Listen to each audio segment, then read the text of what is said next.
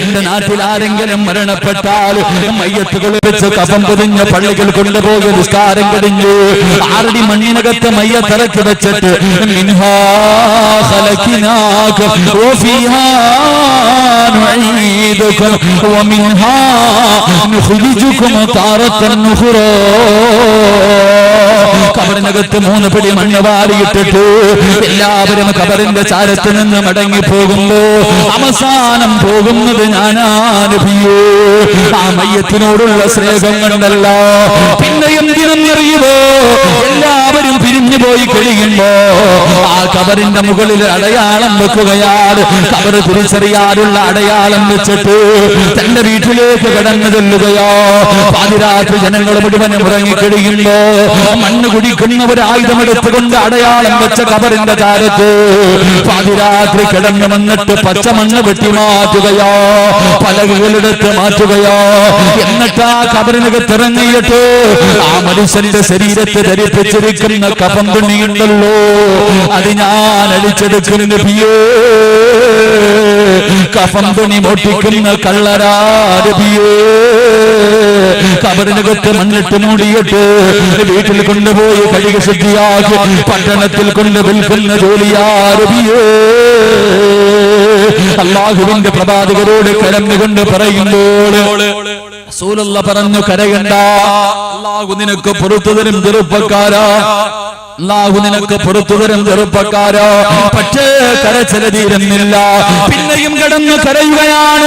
തലയിലൂടെ മണ്ണ് വാരിയിട്ടിട്ട് കരയുകയാ. റസൂലുള്ളാഹി ചോദിച്ചു, എന്തിനാ കരയുന്നത് നബിയേ? എന്നെ പോലെ ഒരു പാപം ചെയ്ത ഒരു മനുഷ്യനും ഈ ലോകത്തില്ല. അത്രയ്ക്ക് വലിയ കൊടുമ്പാവിയാ, അത്രയ്ക്ക് വലിയ കൊടുമ്പാവിയാ. അല്ലാഹു എനിക്ക് പുറത്തു തരൂല നബിയേ.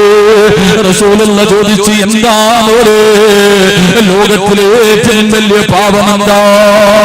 അല്ലാഹുവിന്റെ റസൂലിനോട് പൊട്ടിക്കരഞ്ഞുകൊണ്ട് പറയുന്നു, യാ റസൂലല്ലാഹ്, എന്റെ നാട്ടില് കാണാൻ അഴകുള്ള ഒരു ചെറുപ്പക്കാരിയായ ഒരു സുന്ദരിയായ പെണ്ണ് മരിച്ചു നബിയേ. അവളുടെ മയ്യത്തും കൊണ്ടുപോയി കബറടക്കി. ആ പെണ്ണിന്റെ ജനാസയും കൊണ്ട് കബറടക്കി. അടയാളം വെച്ചിട്ട് പിരിഞ്ഞു പോയി. പാതിരാത്രി ഞാൻ ആ പെണ്ണിന്റെ കബറിന്റെ ചാരത്ത് ചെന്നിട്ടു പച്ചമണ്ണുകൾ വെട്ടിമാറ്റി അകത്തിറങ്ങിയിട്ടു ആ പെണ്ണിന്റെ ശരീരത്തെ ധരിപ്പിച്ചിരിക്കുന്ന കഫം തുണികൾ അടിച്ചെടുത്തു. അല്ലാഹുവേ, മണ്ണിട്ട് മൂടിയിട്ട് മീസാങ്കല്ലുകളെ നിരത്തി വെച്ചിരിക്കുന്ന മൈലാഞ്ചി ചെടികളുള്ള ആത്മാക്കളുടെ ലോകമായ ഖബർസ്ഥാനിലൂടെ ഇങ്ങനെ നടന്നു പോവുകയാണ്. കുറച്ചൊന്ന് മുന്നോട്ട് നടന്നു കഴിഞ്ഞപ്പോ യാ റസൂലല്ലാഹ്, അല്ലാഹുവിന്റെ നബിയേ, ഖബറിനകത്തൊരു നൂൽബന്ധം പോലുമില്ലാതെ, ഒരു വസ്ത്രം പോലുമില്ലാതെ ഖബറിനകത്ത് കിടക്കുന്ന പെണ്ണിനെ എനിക്ക് ഓർമ്മ വന്നു നബിയേ. അവളോട് എനിക്ക് വികാരം തോന്നി നബിയേ. അവളോട് എനിക്ക് മോഹം തോന്നി നബിയേ. രണ്ടാമതും ഖബറിന്റെ ചാരത്തേക്ക് ഓടി ചെന്നിട്ട് പലകയെടുത്ത് മാറ്റി മണ്ണ് വെട്ട് മാറ്റിയിട്ട്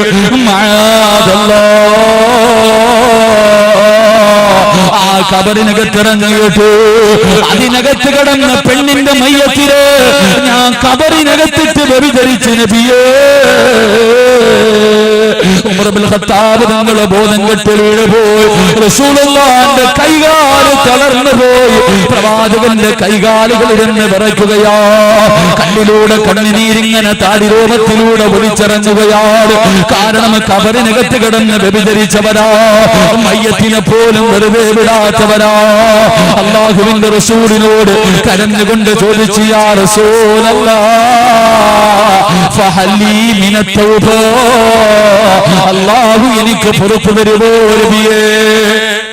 അല്ലാഹു എനിക്ക് പുറത്തു തരുവോ നബിയേ? പൊട്ടിക്കരഞ്ഞുകൊണ്ട് പറഞ്ഞു, ചെറുപ്പക്കാരാ കരയടാ. അതിരാത്രി എഴുന്നേറ്റിട്ട് റബ്ബിന്റെ മുന്നിൽ സുജൂദിൽ കിടന്ന് കരമോര്, അല്ലാഹു നിനക്ക് പുറത്തു തരുമെന്ന് പറഞ്ഞു വിടുമ്പോ മഹാനായ സയ്യിദുനാ ഉമർ ഇബ്നുൽ ഖത്താബ് ഖത്താബ് റളിയല്ലാഹു തആല അൻഹു ബോധം വന്നപ്പോ ചോദിച്ചു, യാ റസൂലല്ലാഹ്, എത്ര വലിയ പാപമാണ് നബിയേ, ഇതിനേക്കാളും വലിയ പാപമില്ലല്ലോ. മയ്യത്തിനെ പോലും വെറുതെ വിടാത്തവനാണല്ലോ, ഖബറിനകത്ത് കടന്ന് വ്യഭിചരിച്ചവനാണല്ലോ. അല്ലാഹു പുറത്തു കൊടുക്കുമോ? പുറത്തു കൊടുക്കുമോ? അല്ലാഹു പുറത്തു കൊടുക്കുമോ? പക്ഷേ ചിലർക്ക് പുറത്തു കൊടുക്കൂല. അവൻ ആരെന്നറിയുമോ? പടച്ചവനെ, മറ്റുള്ളവന്റെ പച്ചയിറച്ചതിന് ഒരു പാവപ്പെട്ടവനെ നാട്ടുകാരുടെ മുന്നിൽ മുഴുവനും നാണം കെടുത്തിയിട്ട് നീ കഅബയിൽ പോയിട്ട് കാര്യമില്ല, കോടികൾ സദഖ കൊടുത്തിട്ട് കാര്യമില്ല, അല്ലാഹുവേ പാവപ്പെട്ട പെൺകുട്ടികളെ കെട്ടിച്ചു വിട്ടിട്ട് കാര്യമില്ല, പള്ളിക്കകത്ത് രാവും പകലും കിടന്ന് സുജൂദ് ചെയ്തിട്ട് കാര്യമില്ല. ആരെ കുറിച്ചാണോ പറഞ്ഞത്? അവന്റെ കാല് പിടിച്ച് പൊരുത്തമാകാതെ നിനക്ക് സ്വർഗം കിട്ടില്ലെന്ന് നബി മുഹമ്മദ് മുസ്തഫ സല്ലല്ലാഹു അലൈഹി വസല്ലം ആരെക്കുറിച്ച് പറഞ്ഞു? അവന്റെ അടുക്കപ്പോ കള്ളു കുടിച്ചാൽ അള്ളാഹുമായിട്ട് ബന്ധപ്പെട്ടവൻ കാര്യം അള്ളാഹു കരുണയുള്ളവനാ പുറത്തരും. വ്യഭിചരിച്ചു, മറ്റുള്ള തെറ്റുകൾ, അള്ളാഹുവുമായി ബന്ധപ്പെട്ട വിഷയങ്ങൾ അള്ളാഹു കരുണയുള്ളവനാ പുറത്തു തരും. പക്ഷേ ഞാൻ ഇമാമും തമ്മിലുള്ള ബന്ധം ഞങ്ങൾ തമ്മിൽ തീർക്കണം, ഞങ്ങൾ തമ്മിൽ പൊരുത്തപ്പെടിക്കണം, എങ്കിലേ ഞങ്ങൾക്ക് സ്വർഗം കിട്ടൂ എന്ന് നബിയുനാ റസൂലുള്ളാഹി. അതുകൊണ്ട് എന്റെ പ്രിയമുള്ള സഹോദരങ്ങളെ, നിസ്സാരമായിട്ട് കാണണ്ട, അതൊരു നല്ല സ്വഭാവമല്ല. അള്ളാഹു നമ്മളെ കാക്കുമാറാകട്ടെ, അള്ളാഹു നമ്മളെ കാക്കുമാറാകട്ടെ. അതുകൊണ്ട് സ്വർഗത്തിലേക്ക് പോകാനുള്ള ഒന്നാമത്തെ കണ്ടീഷൻ, എളുപ്പവഴി സംസാരിച്ചാൽ നീ നിന്റെ നാവിനെ സൂക്ഷിക്കണേ എന്ന് നബി മുഹമ്മദ് മുസ്തഫ. എങ്ങനെയൊന്നും എല്ലാമൊന്നും പറ്റൂല, നമ്മളെ മനുഷ്യന്മാരെ മലക്കുകളൊന്നുമല്ല, എങ്കിലും പറയുന്നത് തെറ്റാണെന്ന് തിരിയുമ്പോഴെങ്കിലും ഒന്ന് തൗബ ചെയ്യണം. അള്ളാഹു അതിനുള്ള മനസ്സെങ്കിലും നൽകി അനുഗ്രഹിക്കുമാറാകട്ടെ, അള്ളാഹു അതിനുള്ള മനസ്സെങ്കിലും നൽകി അനുഗ്രഹിക്കുമാറാകട്ടെ. 2, സ്വർഗത്തിലേക്ക് പോകാനുള്ള എളുപ്പവഴി 2 ഇൻഷാ അള്ളാഹ്, സമയം പോകുന്നുണ്ട്. 2, അള്ളാഹുവിന്റെ റസൂല് പറഞ്ഞു, വാക്കു പറഞ്ഞ പാലിക്കണേ എന്ന് നബിയുനാ റസൂലുള്ളാഹി. സ്വർഗത്തിൽ പോകാനുള്ള രണ്ടാമത്തെ എളുപ്പവഴി വാക്ക് പറഞ്ഞ പാലിക്കണേ എന്ന് നബി മുഹമ്മദ് മുസ്തഫ. അങ്ങനൊരു സ്വഭാവം നമുക്കുണ്ടായിരുന്നേ നമ്മളൊക്കെ മലക്കുകളെക്കാളും മുകളിലെത്തിയാൻ. നിങ്ങൾ മനസ്സിലാക്കുക, ഒരൊറ്റ വാക്ക് പാലിക്കാത്തതിന്റെ പേരിലല്ലേ വാപ്പാൻ അടിച്ചിറക്കി വിട്ടത്? ഒരു പ്രവാചകനല്ലേ ആദം നബി അലൈഹിസ്സലാം, അള്ളാഹു സൃഷ്ടിച്ച ആദ്യത്തെ മനുഷ്യൻ. അള്ളാഹു രണ്ടുപേരെയും, ഭാര്യയും ഭർത്താവിനെയും വിളിച്ചിട്ട് പറഞ്ഞു, യാ അല്ലാഹുവിന്റെ റസൂൽ പരിശുദ്ധമായ ഖുർആൻ പറഞ്ഞു, രണ്ടുപേരെയും വിളിച്ചിട്ട് പറഞ്ഞു, സ്വർഗം കോരിക്കോ, ഭാര്യയും ഭർത്താവും കേറിക്കോ, എന്ത് വേണമെങ്കിലും തിന്നു കുടിച്ച് രണ്ടും കൂടെ കിടന്ന് അടിച്ചു പൊളിച്ച് ഒരു കുഴപ്പമില്ല. പക്ഷെ ഒരു കാണുന്ന മരമുണ്ടല്ലോ, അത് മാത്രം നോക്കിയാൽ മതി. എന്തേ? ഇല്ല പടച്ചവനെ പോകില്ല, പടച്ചവനെ ഇല്ല അടുക്ക പോകില്ല, തിന്നൂല്ല. ഒരൊറ്റ വാക്ക് നിസ്കരിക്കാത്തതിന്റെ നോമ്പൂടിക്കാത്തതിന്റെ അതൊന്നുമല്ല, ഒരു മരത്തിന്റെ പഴം തിന്നല്ലേ എന്ന് പറഞ്ഞ് തിന്നതിന്റെ പേരില നമ്മുടെ വാപ്പയും ഉമ്മയും അള്ളാഹു സ്വർഗത്തിൽ നിന്ന് ഉടുതുണി പോലും കൊടുക്കാതെ ഇറക്കി വിട്ടത്. അള്ളാഹു നമുക്ക് ഈമാൻ നൽകി അനുഗ്രഹിക്കുമാറാകട്ടെ. ഒരു വാക്ക് പാലിച്ചില്ല, സ്വർഗത്തിൽ നിന്ന് ഇറക്കി വിട്ടു. നമ്മൾ 1 അല്ല, 1 ലക്ഷമല്ല, 1 കോടി ഏത് വാക്കാ പാലിച്ചിട്ടുള്ളത്? ആരോടെല്ലാം എന്തെല്ലാം പറയുന്നു, ഏതെങ്കിലും ഒരു വാക്ക് പാലിക്കാറുണ്ട്? വയലിന്റെ സദസ്സിൽ പോയി പൈസ ഒതുക്കുമ്പോ ചാടി എഴുന്നിട്ടിട്ട് ഞാൻ പോകാ പറയാ, അല്ലാഹു പടച്ചവനെ ഇല്ലപ്പോ ഒന്നുമില്ല, ഞാൻ പറഞ്ഞിട്ടില്ല, അറിയില്ല. അതവസ്ഥ. ഏതൊരു കാര്യത്തിലും വാക്ക് പറഞ്ഞ പാലിക്കണം. അള്ളാഹിനോട് പറഞ്ഞവരില്ലേ, മനുഷ്യന്മാരോടുള്ളതൊക്കെ പോട്ടെ, മനുഷ്യന്മാരോടുള്ളതൊക്കെ പോട്ടെ, അള്ളാഹിനോട് വാക്ക് പറഞ്ഞവരില്ലേ ഞാനും ഞങ്ങളും. അള്ളാഹു ആലമുൽ അർവാഹിൽ വെച്ച് വിളിച്ചപ്പോ പറഞ്ഞു, പടച്ചവനെ ഞാനാരാ? അല്ലാ നീ ഞങ്ങളുടെ റബ്ബ് പടച്ചവനെ, ദുനിയാവി വിട്ട് അല്ലാ നിസ്കാരല്ല പടച്ചവനെ, 24 മണിക്കൂർ നിനക്ക് ഞാൻ ഇബാദത്ത് ചെയ്യാ, നിന്നെ ഓർക്കാ, നിന്നെ സ്മരിക്കാ, അള്ളാഹുവേ തെറ്റൊന്നും ചെയ്യില്ല അല്ലാ എന്ന് പറഞ്ഞിട്ട് വന്നതാ. ഇവിടെ വന്ന് ഇന്നത്തെ ദിവസം 5 നേരം നിസ്കരിച്ചോ? ഇന്നത്തെ ദിവസം 5 വഖത്ത് ജമാഅത്തായി നിസ്കരിച്ചിട്ട് കൈവക്കാൻ പറഞ്ഞ എനിക്ക് നാണം കെടാൻ വയ്യ, നിങ്ങൾ പൊക്കണ്ട, എനിക്കറിയാം പൊക്ക അധികം പേരുണ്ടാവില്ല. വയല് കേൾക്കാൻ വന്നവരോട് 5 വഖത്ത് ജമാഅത്തായി നിസ്കരിച്ച എത്ര ആണുങ്ങളുണ്ടെന്ന് ചോദിച്ചാ പറയാൻ ധൈര്യണ്ടാ? പ്രിയമുള്ള സഹോദരങ്ങളെ, ഞാൻ നിങ്ങളെ കൊച്ചാക്കിയതല്ല, ചിന്തിച്ചു നോക്കിയതാ നമ്മുടെ അവസ്ഥ. നിസ്കരിക്കാനൊന്നും വയ്യ നമുക്ക്. ഇവിടെ മനുഷ്യന്മാർ അള്ളാഹു നമ്മളോട് പറഞ്ഞത് 24 മണിക്കൂർ നിസ്കരിക്കാൻ പറഞ്ഞില്ല, 5 വഖത്ത്. അതും നീ ഒരുമിച്ച് തരണ്ട, 25 മിനിറ്റ് മതിയടാ, അത് ഒരുമിച്ച് തരാൻ കാണില്ല, നീ വലിയ തിരക്കുള്ളവനാ. 5 സമയത്ത് മതി, സുബഹിക്ക് ഒരു 5 മിനിറ്റ്, ഉച്ചയാകുമ്പോൾ 5 മിനിറ്റ്, അങ്ങനെ 5 സമയത്തായി ചോദിച്ച് അതുപോലും കൊടുക്കാൻ നമുക്ക് മനസ്സില്ല. അഹങ്കാരം അല്ലേ? പടച്ച റബ്ബിനെ മറന്നിട്ടുള്ള ജീവിതം അള്ളാഹു നമുക്ക് ഈമാൻ നൽകി അനുഗ്രഹിക്കുമാറാകട്ടെ. സൂറത്തിൽ മറിയമിന്റെ 1-ാമത്തെ ആയത്ത് ഓതാൻ പറ്റുമോ ഇല്ലയോ? ഓതാൻ പറ്റുമെങ്കിൽ രാജിക്കത്ത് സ്വീകരിച്ചോ ഇൻഷാ അല്ലാഹ്. കാരണം എന്തേ? അതങ്ങനെ ഖുർആനുമായിട്ട് ബന്ധമുള്ളവനല്ലാതെ ഓതാൻ കഴിയില്ല. സൂറത്തിൽ മറിയമിന്റെ ഒന്നാമത്തെ ആയത്ത് പോയിട്ട് ഫാത്തിഹ ഓതാൻ അറിയാത്ത ഒരു ഉസ്താദിന്റെ തെറ്റ് കണ്ടുപിടിക്കാൻ നടക്കുന്നത്. അവസാനം ആൾക്കാരൊക്കെ മിണ്ടാതെ ഇറങ്ങിപ്പോയി. കാരണം ഒന്ന് പോയിട്ട് നോക്കണം കേട്ടാ, സൂറത്തിൽ മറിയമിന്റെ ഒന്നാമത്തെ ആയത്ത് ഓതാൻ പറ്റുമോ എന്നൊന്ന് പരിശ്രമിക്കണം. അള്ളാഹു ഈമാൻ നൽകി അനുഗ്രഹിക്കുമാറാകട്ടെ. ഇപ്പൊ പറഞ്ഞത് വാക്ക് പറഞ്ഞ പാലിക്കണം. ഒരു വാക്ക് പറഞ്ഞതാ, ആരോട് ചെയ്ത എത്രയോ ചെയ്ത വാക്കുകൾ. അല്ലാഹുവേ പടച്ചവനെ, പള്ളിയുടെ മുന്നിലൂടെ നടന്നു പോയാൽ റമളാൻ മാസം എന്തൊരു നിസ്കാരമാണ്, റമളാനിൽ എന്തായിരുന്നു പടച്ചവരെ, പള്ളിക്കകത്ത് നിൽക്കാൻ സ്ഥലമില്ല. അല്ലാഹുവേ സുബഹിക്ക് പോലും 5 മാറും സഫായിരുന്നു. പടച്ചവനെ, ഇന്ന് പള്ളിയുടെ അവസ്ഥ എന്തെന്നറിയുമോ? ഇന്ന് പള്ളിയുടെ അവസ്ഥ എന്തെന്നറിയുമോ? പടച്ചവരെ, ഈ അടുത്തൊരു പള്ളിയിൽ പോയി മുഅദ്ദിനും ഇമാമും മാത്രമേ ഉള്ളൂ. 3ാമത്തെ വ്യക്തി ഞാനാണ്. അല്ലാഹുവേ എന്തൊരവസ്ഥയാ. എന്റെ പ്രിയമുള്ളവരെ, ജമാഅത്തിന് ആൾക്കാർ വരുന്നതും കാത്തു നിൽക്കുന്ന ഉസ്താദന്മാരുണ്ട്. എന്നോട് പറഞ്ഞു, ഉസ്താദേ, ഈ മുഅദ്ദിനെങ്ങാനും വീട്ടിൽ പോയാ ഞാൻ തന്നെ ബാങ്ക് വിളിക്കണം, ഒറ്റയ്ക്ക് നിന്ന് നിസ്കരിക്കണം, ജമാഅത്തിന് പോലും ആളെ കിട്ടാത്ത കാലമാ. എന്റെ പ്രിയമുള്ള സഹോദരങ്ങളെ, അല്ലാഹുവോട് പറഞ്ഞതല്ലേ, റബ്ബിനോട് വാക്ക് പറഞ്ഞതല്ലേ, നിസ്കരിക്കാനല്ലേ അല്ലാഹു പറഞ്ഞത്. എന്റെ പ്രിയമുള്ളവരോട് ഓർമ്മപ്പെടുത്തുകയാ, 5 നേരത്തെ നിസ്കാരത്തിന്റെ കാര്യം മറക്കല്ലേ. 5 നേരത്തെ നിസ്കാരത്തിന്റെ കാര്യം മറക്കല്ലേ. നിസ്കാരം നീ മറന്നാ നിനക്ക് രക്ഷയില്ലെന്ന് നബി മുഹമ്മദ് മുസ്തഫ സല്ലല്ലാഹു അലൈഹി വസല്ലം ഒരുപാടൊന്നും പറയുന്നില്ല, ഒരേ ഒരു ഹദീസ് പറയാ. ഇന്ന് 5 നേരം നിസ്കരിച്ചവരുമുണ്ട്, നിസ്കരിക്കാത്തവരുമുണ്ട്. 2 വിഭാഗത്തിനും കിട്ടുന്ന പ്രതിഫലം പറയാ. ഒരേ ഒരു ഹദീസ് പറയാ, മഹാനായ നബി മുഹമ്മദ് മുസ്തഫ ഇന്ദ റഅസി റജുലിൻ മിനൽ അൻസാർ, മരണത്തോട് മല്ലടിച്ചുകൊണ്ട് സക്കറാത്തിന്റെ അവസ്ഥയിൽ കിടക്കുന്ന ഒരു സഹാബി, ഒരു ചെറുപ്പക്കാരന്റെ തലയുടെ ഭാഗത്ത് അല്ലാഹുവിന്റെ റസൂൽ നിൽക്കുകയാ. മരിക്കാൻ കിടക്കുന്ന മനുഷ്യനാണ്. അല്ലാഹുവിന്റെ പ്രവാചകൻ നിൽക്കുമ്പോ മലക്കുൽ മൗത്ത് അസ്റായീൽ, മലക്കുൽ മൗത്ത് ഇറങ്ങി വരികയാ. കാണേണ്ട താമസം റസൂലുള്ള കരഞ്ഞുപോയി. പ്രവാചകന്റെ കൈകാല് വിറച്ചുപോയി. ഭയാനകമായ രൂപത്തിലാണ് ഇറങ്ങി വരുന്നത്. അല്ലാഹുവിന്റെ റസൂൽ കരഞ്ഞുകൊണ്ട് ചോദിച്ചു പോയി, അസ്റായീലേ,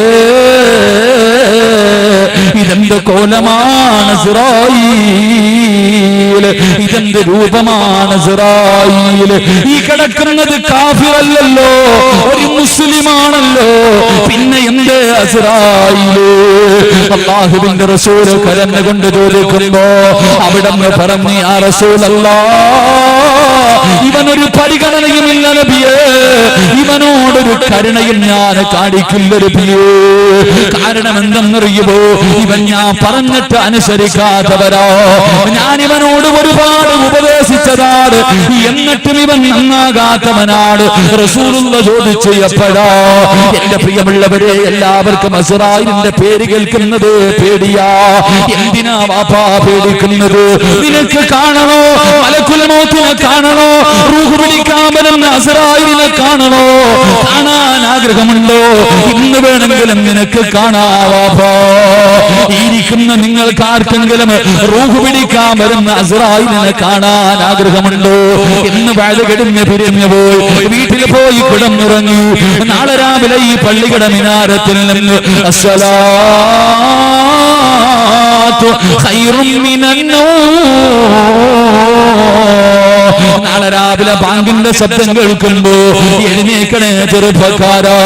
ഒന്നെഴുന്നേറ്റിട്ട് വീട്ടിൽ നിന്ന് ഈ പള്ളിയിലേക്ക് കിടന്നു വന്നിട്ട് വെളിയിൽ നിന്ന് ഒളിവെടുത്തിട്ട് ഈ പള്ളിയുടെ കവാടം കയറുമ്പോൾ, ഈ പള്ളിയുടെ കവാടം കയറുമ്പോ, പള്ളിക്കകത്തേക്ക് വലത് കാല് വെച്ച് കയറുമ്പോ ഒന്ന് കണ്ണു തുറന്നു നോക്ക് ചെറുപ്പക്കാരാ. നിൽക്കുന്നുണ്ടടാ പൊന്നുപോലെ വാപ്പാ അസ്റായീൽ ഈ പള്ളിയുടെ കവാടത്തിൽ നീ നിസ്കരിക്കാൻ കടന്നു വരുമ്പോ ചിരിക്കുന്നു മുഖത്തോട്, നല്ല വസ്ത്രങ്ങൾ ധരിച്ച് നിന്നെ കെട്ടിപ്പിടിച്ച വിളിച്ചിട്ട് നിന്റെ ചെവിയിൽ പറയുന്നുണ്ട്, വാപ്പാ ഈ നമസ്കാരം നിലനിർത്തിയ എന്നെ ഇതുപോലെ മരിക്കുന്ന സമയത്തും കാണാവുപ്പാ. ഇന്നത്തെ ദിവസം 5 നേരം ഈ ലോകത്തുള്ള സർവ്വ മുസ്ലിമിനോട് ഇസ്രായേൽ പറയുന്നുണ്ട്, നമസ്കരിക്കാതെ പള്ളിയുടെ മുന്നിലൂടെ പോകുന്നവനോട് ഇസ്രായേൽ അവിടെ നിന്ന് വിളിച്ചു പറയും, നടന്നോടാ. അല്ലാഹനെ മറന്നുകൊണ്ട് നടന്നു, അധികാരിയെ പോലെ നടന്നു.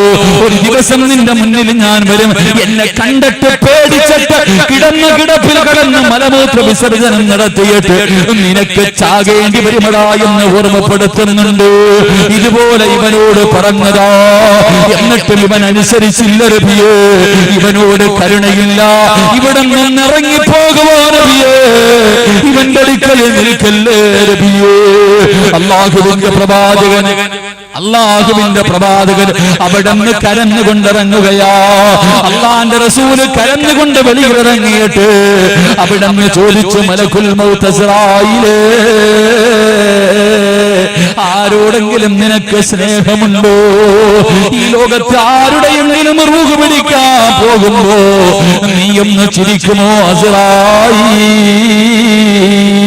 അവിടെ നിന്ന് പറയുന്നു, യാ റസൂലല്ലാഹ്, എനിക്കൊരു കൂട്ടുകാരനുണ്ട് നബിയേ. പള്ളിയിൽ വന്ന് 5 നേരം നിസ്കരിക്കുന്ന വാപ്പാ, കളയാക്കാതെ നിസ്കരിക്കുന്ന പെങ്ങളെ എങ്ങനെ വരുമെന്നറിയോ? ഇന്നല്ലദീന തതവഫാഹുൽ മലായികതി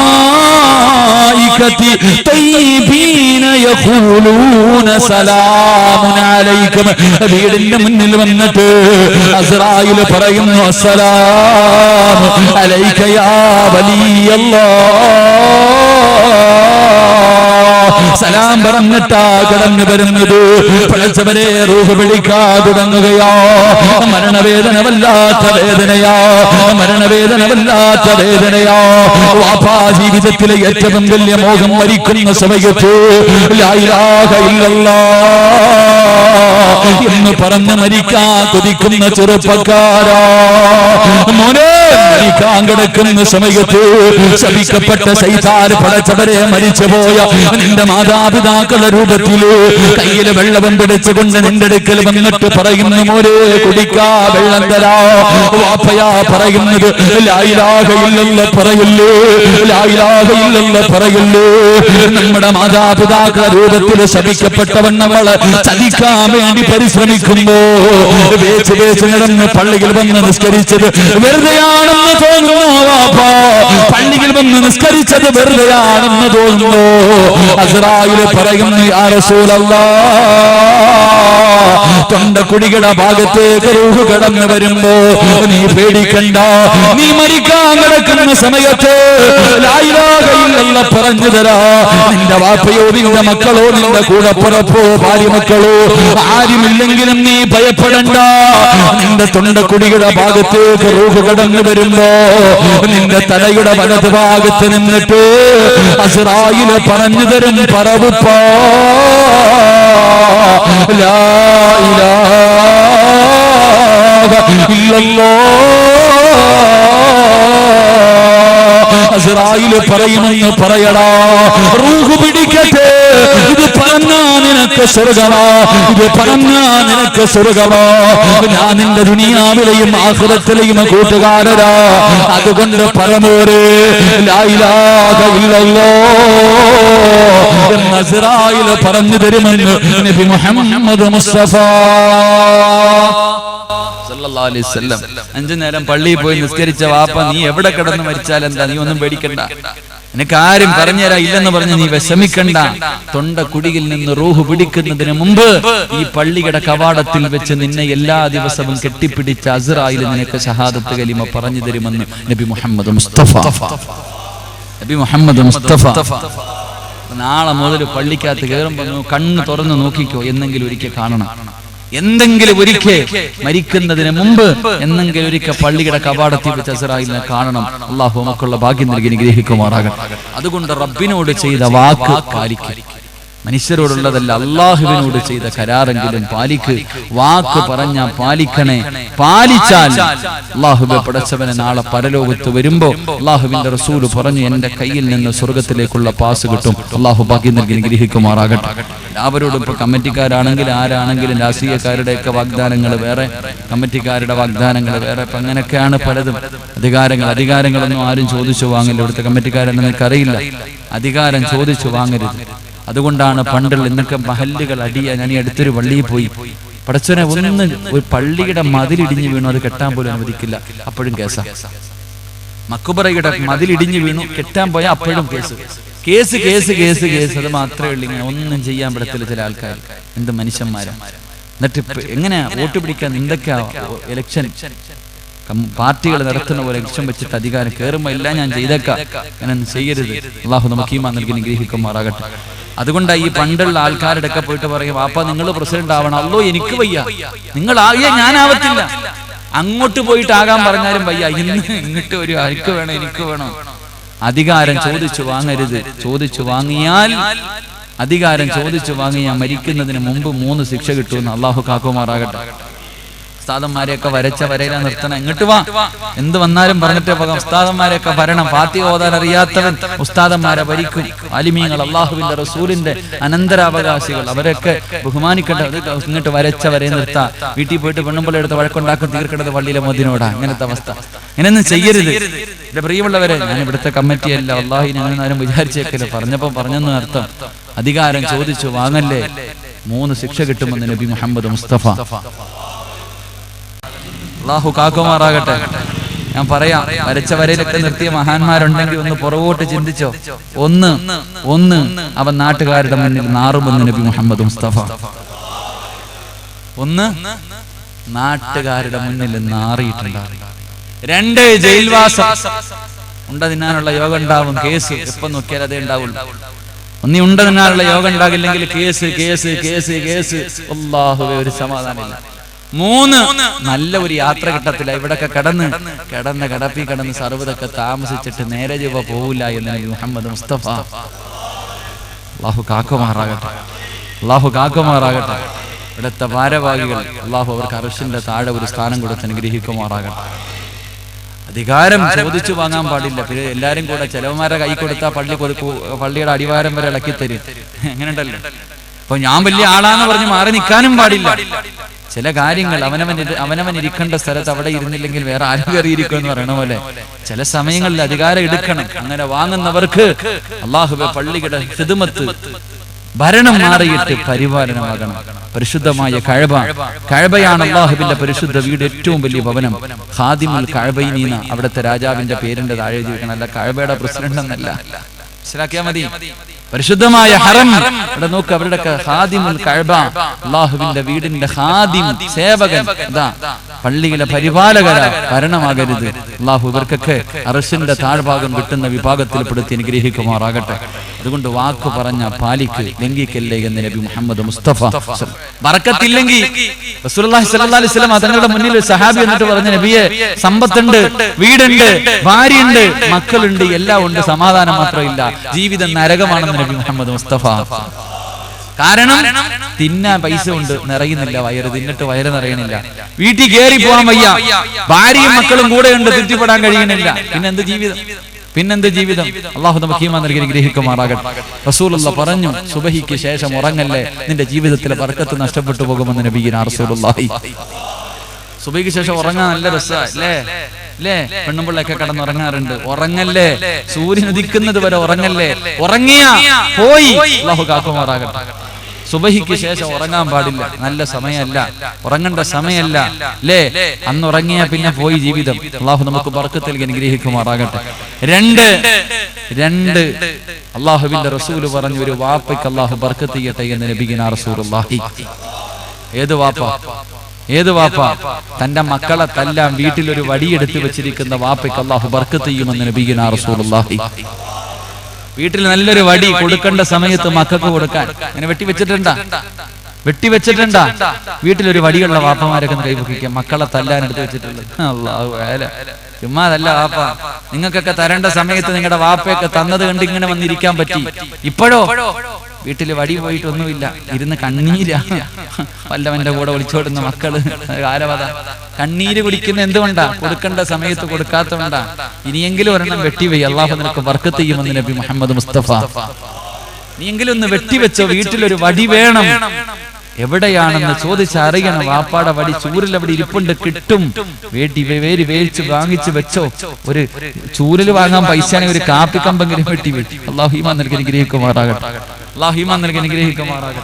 റസൂലുള്ളാഹി പറഞ്ഞു, എന്തെങ്കിലും പ്രയോജനം വേണമല്ലോ, ഇന്ന് പോകുമ്പോ തിരിച്ചു പോകാൻ. പെണ്ണുങ്ങൾ പറയൂ, നമുക്കൊന്നും പറഞ്ഞില്ല എന്ന്. പെണ്ണെ, റസൂലുള്ളാഹി പറഞ്ഞു, അർബഅത്തുൻ ഫിദ്ദാരി ഫീഹിന്ന ബറക. 4 കാര്യം ആരുടെ വീട്ടിലുണ്ടോ അവന്റെ വീട്ടിൽ ബർക്കത്തുണ്ടാകുമെന്ന് നബി മുഹമ്മദ് മുസ്തഫ. 4 കാര്യങ്ങൾ വീട്ടിലുണ്ടാകണം. അള്ളാഹു അങ്ങനെയുള്ള ഭവനമാക്കി തരുമാറാകട്ടെ. ആണുങ്ങളോട് 2 എണ്ണം, പെണ്ണുങ്ങളോട് 2 എണ്ണം ഇൻഷാ അല്ലാഹ് ഉണ്ടെങ്കിൽ അള്ളാഹു നമുക്ക് ബർക്കത്ത് ചെയ്യുമാറാകട്ടെ. 1, ആരുടെ വീട്ടിലാണോ ആടിനെ വളർത്തുന്നത് ആ വീട്ടിൽ ബർക്കത്തുണ്ടാകുമെന്ന് നബിയുനാ റസൂലുള്ളാഹി. എന്തിനെ വളർത്തിയ? പരമനുഷ്യന്മാരെന്താ ആടെന്ന് പറയാൻ പേടി? ആടെന്ന് പറയാൻ തന്നെ പേടി. അത് നിരോധിച്ചിട്ടൊന്നുമില്ല, പേടിക്കണ്ട. ആടിനെ ഏത് വീട്ടിൽ വളർത്തുന്നോ ആ വീട്ടിൽ ബർക്കത്തുണ്ടാകുമെന്ന് നബി മുഹമ്മദ് മുസ്തഫ.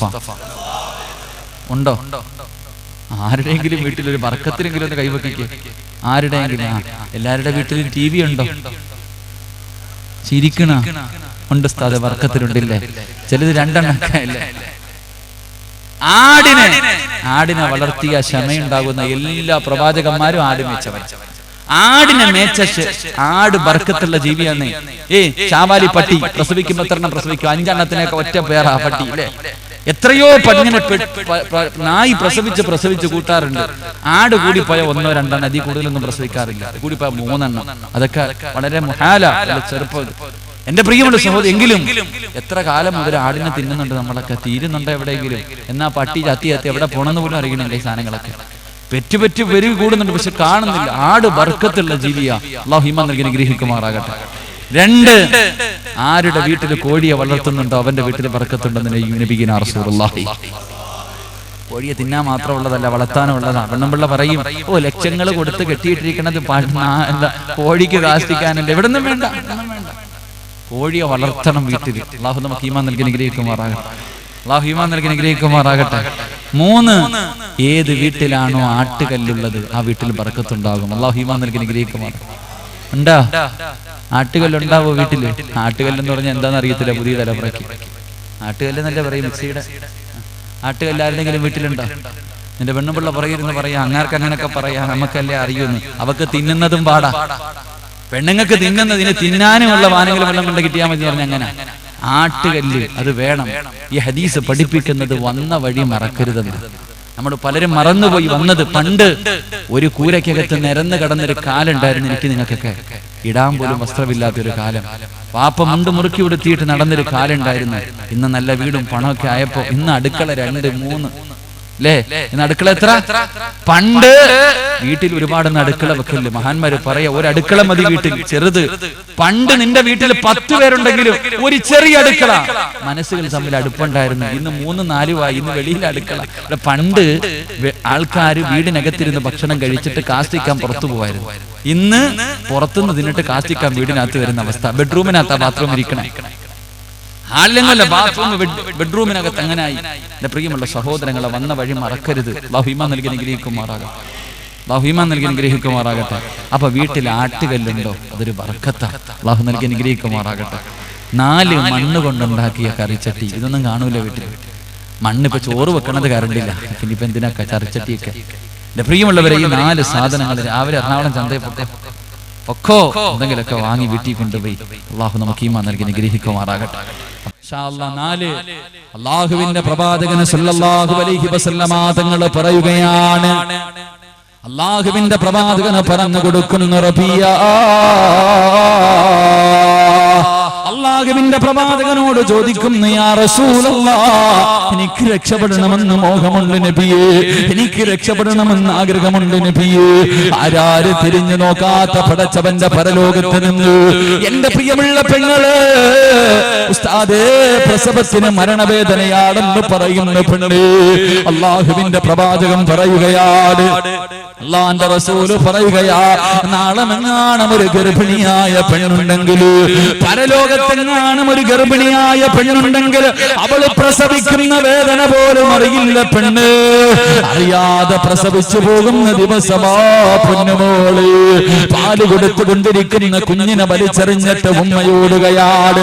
സ്വന്തം വാപ്പയെ കാണിച്ചിട്ട് മക്കള് പറയുന്നു, അല്ലാ, എന്റെ ഉപ്പയുടെ നന്മ മുഴുവനും എടുത്ത് എനിക്ക് തന്നിട്ട് എന്റെ തെറ്റ് എന്റെ വാപ്പാന്റെ തലയിൽ കെട്ടിവെച്ചിട്ട് ആ മനുഷ്യനെ നരകത്തിൽ പറഞ്ഞിട്ട് എനിക്കൊന്ന് സ്വർഗം തരുമോ എന്ന് നാട് നമ്മുടെ മക്കള് പറയുന്ന ദിവസം, യൗമ യഫിറുൽ മർഉ മിൻ അഖീഹി വ ഉമ്മിഹി വ അബീഹി വ സാഹിബതിഹി വ ബനീഹി. ആരാരും തിരിഞ്ഞു നോക്കാത്ത ദിവസം അല്ലാഹുവിന്റെ റസൂലിന്റെ ചാരത്ത് നിന്നിട്ട്, യാ റസൂലല്ലാഹ്, അല്ലാഹുവിന്റെ നബിയേ, എനിക്കൊന്ന് സ്വർഗത്തിലേക്കുള്ള പാസ് തരുമോ? എന്റെ തറവാട്ടിലേക്ക് എനിക്ക് പോകണം നബിയേ, അങ്ങ് പറഞ്ഞ കാര്യം ഞാൻ ചെയ്ത് നബിയേ എന്ന് പറഞ്ഞുകൊണ്ട് അകത്തേക്ക് കടന്നു പോകാനുള്ള മൂന്നാമത്തെ വഴി റസൂലുള്ളാഹി പറയുന്നു. ആദാ റസൂലുള്ളാഹി പറയുകയാണ്, റബിയ, ആരെയും ചതിക്കല്ലേ റബിയ, വിശ്വാസവഞ്ചന കാണിക്കല്ലേ റബിയ. എന്റെ റസൂലുള്ളാഹി പറഞ്ഞു തരികയാ, എന്റെ പ്രിയമുള്ളവരെ, കൂടെ നിന്നിട്ട് ചതിക്കല്ലേ, ചതിക്കല്ലേ, വഞ്ചന കാണിക്കല്ലേ. റസൂലുള്ളാഹി പറയുന്നു, നാളെ വരുന്നത് എങ്ങനെയെന്നറിയുമോ?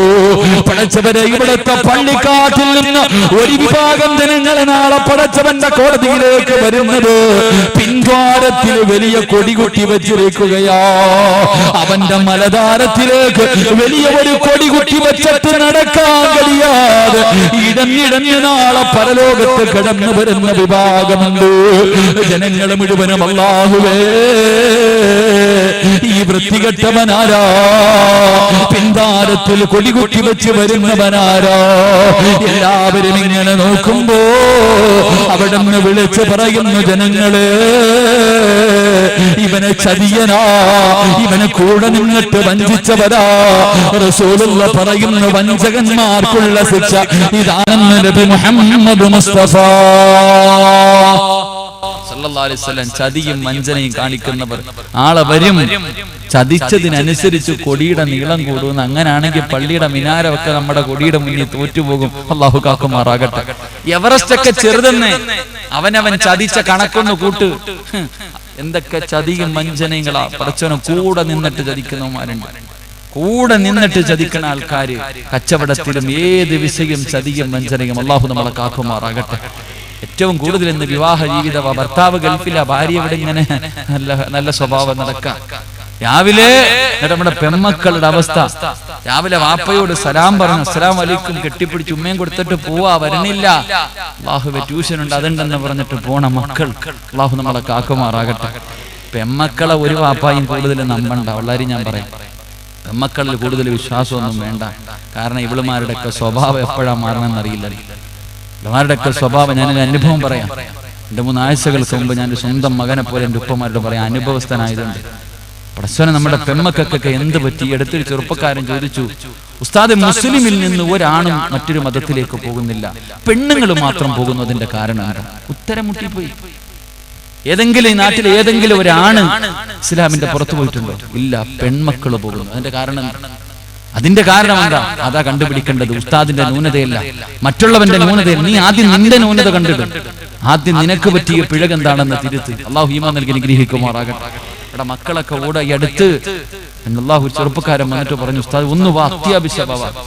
കഴിക്കാനിരുന്ന ഭക്ഷണത്തിന്റെ മുന്നിൽ തന്നെ പിടിച്ചോണ്ടൊരു വീട്ടിലേക്ക് കയറി ചെന്നു. ഞാൻ വീട്ടിലേക്ക് കയറി ചെല്ലുമ്പോ വാപ്പയും അമ്മയും മണ്ണെണ്ണ എടുത്തിട്ടുണ്ട് നിൽക്കുന്നു. മോള് ബാഗും പിടിച്ചോണ്ട് നിൽക്കാം. മോള് ബാഗും പിടിച്ചോണ്ട് നിൽക്കണ്. എന്ത്? ചാടി പോയിട്ട് പിടിച്ചോണ്ട് നിർത്തിക്ക, വീണ്ടും പോവാൻ നിൽക്കുക. മുസ്ലിം പോലല്ല, അമുസ്ലിമായൊരു ചെറുപ്പക്കാരന്റെ കൂടെ പോകാൻ പറയുന്നതിൽ സങ്കടമുണ്ട് നമ്മുടെ സമുദായത്തിന്റെ അവസ്ഥ. അല്ലാഹുവേ, ഈ പെണ്ണിനോട് ഉപദേശിക്കാൻ ഞാൻ എന്നാ ഉപദേശിക്കാനാ? ബാഗ് എടുത്തോണ്ട് നിൽക്കുന്നിടത്ത് പോയിട്ട് പോകണ്ടെന്ന് പറഞ്ഞ ഓള് പോവാ. സ്വന്തം തള്ള മണ്ണെണ്ണ എടുത്തോണ്ട് നിൽക്കുക, പോവാൻ നിൽക്കുക. അവസാനം ഒരുപാട് കഴിഞ്ഞു. അപ്പൊ പറഞ്ഞു, ഉസ്താദ്, ഇവളിവിടെ ഇറങ്ങിയ ഞങ്ങൾ ഇനി ജീവിച്ചിരുന്നിട്ട് കാര്യമില്ല, ചാവുക, എന്ത് ചെയ്യാനാ? അങ്ങനെ ഒരുത്ത പെറ്റുപോയില്ല. അവര് പറഞ്ഞു, ഉസ്താദെ, ഞങ്ങളെ കാണാൻ മരിച്ച ഇവിടെ കാണാൻ പോലും അനുവദിക്കരുത്. ഞാൻ വരൂല ഉമ്മ നിങ്ങളെ കാണാൻ. അവള് പറയാ, 19 വയസ്സുണ്ടവക്ക്, അറിവില്ലാത്തവളല്ല. ഞാൻ വരൂല ഉമ്മ നിങ്ങളെ കാണാൻ. അവസാനം അവള് പറയാ, ഞാനിപ്പം തൂങ്ങും, കതക് തുറക്ക്, ഞാനിപ്പം തൂങ്ങും, ഇല്ലെങ്കിൽ ഞാൻ ചാവുന്നു. നീ ചത്തോ? ഉമ്മ പറയാ. എന്നാലും 4 ദിവസമല്ലേ നാട്ടുകാർ പറയും. മോളെ നീ തൂങ്ങി മരിച്ച 4 ദിവസം നാട്ടുകാർ പറയും. നീ പോയാ സഹിച്ച് ജീവിക്കണ്ടേ? അവസാനം വാപ്പാനെ പിടിച്ച് തെള്ളി കതക് തുറക്കാൻ വേണ്ടി. എനിക്ക് കണ്ടിട്ട് സഹിച്ചില്ല. എനിക്കൊരു അട്ടി കൊടുക്കാൻ വേണ്ടി കൈ പൊങ്ങിപ്പോയി. പക്ഷെ പീഡനമാണെന്ന് പേടിച്ചിട്ട് ഞാൻ അടിച്ചില്ല. അവസാനം എന്ത് പറഞ്ഞിട്ട് ഈ പെണ്ണ് കേൾക്കാതെ വന്നപ്പോ അവസാനത്തെ അടവെന്ന രീതിയിൽ ഞാൻ ആ പെണ്ണിനോട് പറഞ്ഞു, നിന്റെ വാപ്പയും ഉമ്മയും മരിച്ചെന്ന് എഴുതി വെച്ചിട്ട് നീ പൊക്കോളെ. എന്റെ ഉപ്പയും ഉമ്മയായിട്ട് എനിക്ക് യാതൊരു ബന്ധവുമില്ല എന്ന് എഴുതി വെച്ചിട്ട് പോകാൻ പറഞ്ഞപ്പോ അവള് ചോദിച്ചു, എവിടെയാ എഴുതണ്ടേ? അല്ലാഹു കാക്കുമാറാകട്ടെ. എവിടെയാ എഴുതണ്ടേ? എനിക്കെന്റെ ചെറുപ്പക്കാരനല്ലേപ്പാ, എന്റെ ആകെ ഉള്ളതൊക്കെ വിട്ടുപോയി. പിന്നെ എന്താ പറഞ്ഞെന്ന് എനിക്ക് ഓർമ്മയില്ല. ഞാൻ ആ വീട്ടിൽ നിന്ന് ഇറങ്ങിപ്പോയി.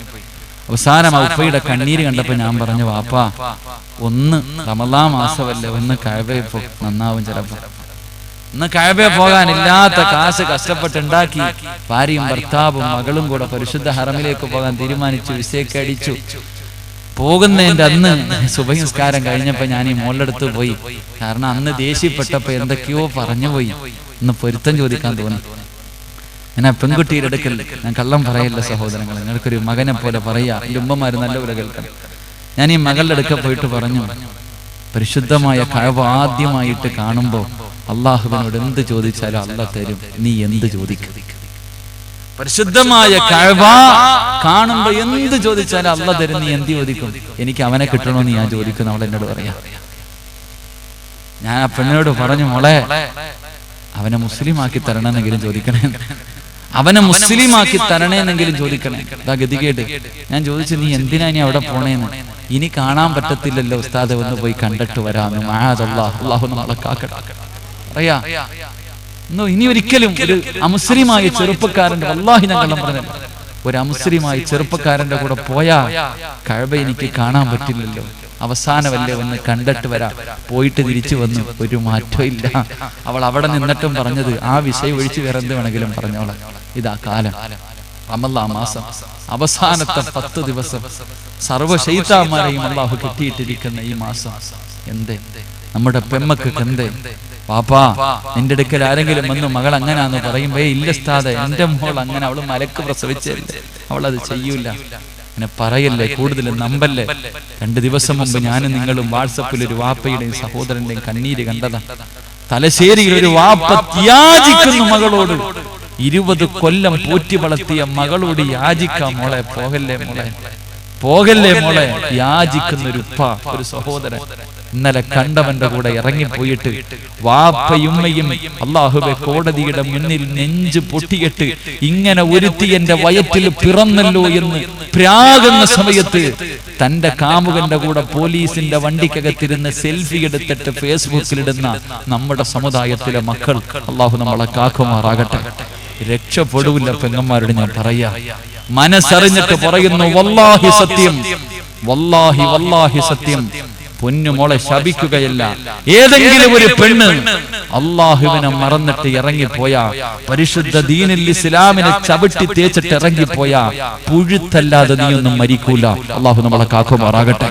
അള്ളാഹു നമ്മളെ കാക്കുമാറാകട്ടെ. തിന്നിട്ട് എല്ലിനകത്ത് കൊഴുപ്പ് കയറുമ്പോ ഇവളങ്ങ് പോകും. ഇവളുടെ ഉമ്മായിക്കൊരു പട്ടം കൊടുത്തിട്ടാ പോനെ. 9.5 മാസം വയറ്റിൽ ചുമന്ന് നൊന്ത് പ്രസവിച്ച പെറ്റുമാൻ ഒരു പട്ടം കൊടുക്കണമല്ലോ, ഒരു വലിയ ബഹുമതി. എന്തേ കൊടുക്ക? ഇവള് തിന്നിട്ട് വല്ലവന്റെ കൂടെ സുഖിക്കാൻ പോകും. മോള് പൊക്കഴിയുമ്പോ നാട്ടിലെ അയൽവാസികളായ പെണ്ണുങ്ങൾ പറയുന്ന ഒരു വാക്കുണ്ട്, ഓരോ പെണ്ണും കേട്ടോ, നീ പോകുമ്പോ നിന്റെ അയൽവാസികളായ പെണ്ണുങ്ങൾ പറയുന്ന ഒരു വാക്ക്, ഉമ്മാന്റെ സ്വഭാവമല്ലേ മോള് കാണിക്കും എന്ന് പറഞ്ഞാൽ, വേലി ചാടുന്ന ഉമ്മ, അപ്പൊ അതല്ലേ മോള് കാണിക്കും. മറ്റൊരുത്തന്റെ കൂടെ മോള് പോയിട്ടുണ്ട്, അപ്പൊ നാട്ടുകാര് പറയണത് ഉമ്മാന്റെ സ്വഭാവമല്ലേ മകള് കാണിക്കും എന്ന് പറഞ്ഞ ഉമ്മ വ്യഭിചാരിയാണെന്ന്. അങ്ങനെ ഒരു പട്ടമെങ്കിലും മേടിച്ചു കൊടുക്കണമല്ലോ. അള്ളാഹു നമുക്ക് ഈമാൻ നൽകി അനുഗ്രഹിക്കുമാറാകട്ടെ. ഞാൻ ഒരിക്കലും പെൺകുട്ടികളെ കുറ്റം പറയില്ല. റസൂലുള്ളാഹി പറഞ്ഞു, നാളെ പടച്ചവന്റെ പരലോകത്തിലെ ഏറ്റവും വലിയ വൃത്തികെട്ടവര് 3 വിഭാഗമാണെന്ന് നബി മുഹമ്മദ് മുസ്തഫ സല്ലല്ലാഹു അലൈഹി വസല്ലമ തങ്ങൾ പറയുകയാണ്, അല്ലാഹുവിന്റെ പരലോകത്തിലെ ഏറ്റവും വലിയ വൃത്തികെട്ടവര് 3 വിഭാഗമാണ്. ഒന്നാമത്തെ വിഭാഗം ഏതെന്നറിയുമോ? തന്റെ ഭാര്യയും മക്കളും തെറ്റ് ചെയ്യുന്നത് കണ്ടിട്ട് ആ തെറ്റിനെ തിരുത്തി കൊടുക്കാതെ നിസാരമായി കണ്ട വാപ്പാ, നിന്നെ അല്ലാഹ് വെറുതെ വിടില്ലെന്ന് നബി മുഹമ്മദ് മുസ്തഫ. സ്വന്തം ഭാര്യയും മക്കളും തെറ്റ് ചെയ്യുന്നത് കണ്ടിട്ട് തിരുത്താത്ത വാപ്പാ, താടിക്ക് നീളം ഇത്രയാട്, നിസ്കാര തഴമ്പുണ്ട്, അസറിന് വന്ന ഇശാ കഴിഞ്ഞേ പോകോ. പക്ഷേ ഇശാ കഴിഞ്ഞ് വീട്ടിൽ കയറി ചെല്ലുമ്പോ ഭാര്യയും മക്കളും ടിവിയുടെ മുന്നിലിരുന്ന് സീരിയൽ കാണുകയാണ്. ഇത് തെറ്റാണെന്ന് പറഞ്ഞു കൊടുക്കാത്ത വാപ്പാ, സ്വന്തം ഭാര്യയെ നിലയ്ക്ക് നിർത്താൻ കഴിയാത്ത, സ്വന്തം മക്കളെ നിലയ്ക്ക് നിർത്താൻ കഴിയാത്ത വാപ്പാ, പിന്നെ എന്തിനാ ഉപ്പാ ജീവിക്കുന്നത്? എന്റെ പ്രിയമുള്ളവരെ, പടച്ചവനെ മക്കൾക്ക്, അല്ലാഹുവേ പടച്ചവനെ ഫോൺ വാങ്ങിക്കൊടുക്കുന്ന മാതാപിതാക്കള്, മോളെ നശിച്ചോ മോളെ, മോളെ നശിച്ചോ മോളെ. പടച്ചവനെ ചെറുതൊന്നുമല്ല, തലകണയുടെ അത്രയും നീളമുള്ള ഫോണാണ്. പടച്ചവനെ ആരെ വിളിച്ചാല് കുഴപ്പമില്ല, ആരെ ചാറ്റ് ചെയ്താല് കുഴപ്പമില്ല, നശിച്ചോ എന്ന് പറഞ്ഞ മക്കൾക്ക് ഫോണും വാങ്ങി നെറ്റുമെടുത്ത് കൊടുക്കുന്ന വാപ്പമാര്, കണ്ടവന്മാരുടെ കൂടെ നടക്കാൻ കൂട്ടുകാരല്ലേ, ഫ്രണ്ട്സ് അല്ലേ. എന്റെ പ്രിയമുള്ള പെങ്ങള്, ഉമ്മാനെ കണ്ടാ മക്കള് പഠിക്കുന്നത്. ഗർഭിണിയായിരിക്കുമ്പോഴേ പടച്ചവനെ ഉമ്മ പടച്ചവനെ ഗർഭിണിയായിരിക്കുമ്പോഴേ സീരിയലിന്റെ മുന്നിലിരിക്കുന്നത് കാണുകയാ, പാല് കൊടുക്കുന്നത് ടിവിയുടെ മുന്നിലിരുന്ന, കാമുകനോട് സംസാരിക്കുന്നത് കുഞ്ഞിനെ മടിയിലിരുത്തിയിട്ട, കൊച്ചു കുഞ്ഞുങ്ങളുടെ കയ്യിൽ പിടിച്ചുകൊണ്ടാണ് കാമുകന്റെ കൂടെ കറങ്ങാൻ പോകുന്നത്. എല്ലാ വൃത്തികേടുകളും പഠിപ്പിച്ചു കൊടുക്കുന്നത് ഉമ്മ തന്നെയാ. എന്നിട്ട് അവസാനം എന്റെ പ്രിയമുള്ളവര്, നിന്നെ കണ്ട് പഠിച്ച മക്കള് വഴി പിഴച്ചു പോകുമ്പോ മറ്റുള്ളവന്റെ കൂടെ ഓടിപ്പോകുമ്പോ നെഞ്ചത്തിടിച്ചിട്ട് കാര്യമില്ല. അതുകൊണ്ട് എന്റെ പ്രിയമുള്ളവരോട് പറയുകയാ, വളർന്നു വരുന്ന എന്റെ മക്കളോട് പറയുകയാ, എന്റെ പ്രിയപ്പെട്ട പെങ്ങള്, ആദ്യം നന്നാകേണ്ടത് നീയാ, ആദ്യം നന്നാകേണ്ടത് നീയാ. നീ നന്നായാലേ നിന്റെ വീട് നന്നാകൂ. അല്ലാഹു ഈമാൻ നൽകി അനുഗ്രഹിക്കുമാറാകട്ടെ.